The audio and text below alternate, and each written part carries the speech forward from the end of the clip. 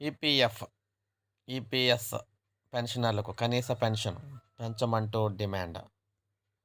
ఈ విధంగా మనం చూసుకున్నట్లయితే ఈపీఎస్ పెన్షనర్లకు కరువు భత్యంతో కూడిన కనీస పెన్షన్ 9,000కు పెంచాలని డిమాండ్ చేస్తూ Telangana all pensioners and retired pensioners association ఆధ్వర్యంలో నిరసన కార్యక్రమం నిర్వహించారు.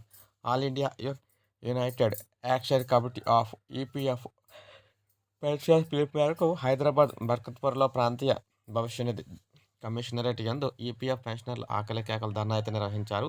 ఈ సందర్భంగా అసోసియేషన్ నేతలు మిగిలిన వారు అందరూ కూడా ఇందులో పాల్గొన్నారు. అధికారులకు వచ్చిన 90 రోజుల్లోపు ఈపీఎఫ్ పెన్షనర్లకు డీఏతో కూడిన పెన్షన్ పెంచుతామని హామీ ఇచ్చిన భాజపా ప్రభుత్వం మాట తప్పిందని మండిపడ్డారు.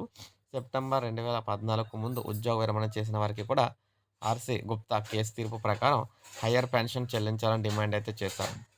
ఈ విధంగా డీఏతో కలిపి పెన్షన్ అయితే ఇవ్వాలని చెప్పి వీరైతే డిమాండ్ అయితే చేస్తూ ఉన్నారన్నమాట. ఇది మనకు తాజా సమాచారం. ఒక లైక్ చేయండి, సబ్స్క్రైబ్ చేసుకోవద్దు, మన ఛానల్ సబ్స్క్రైబ్ చేసుకోండి.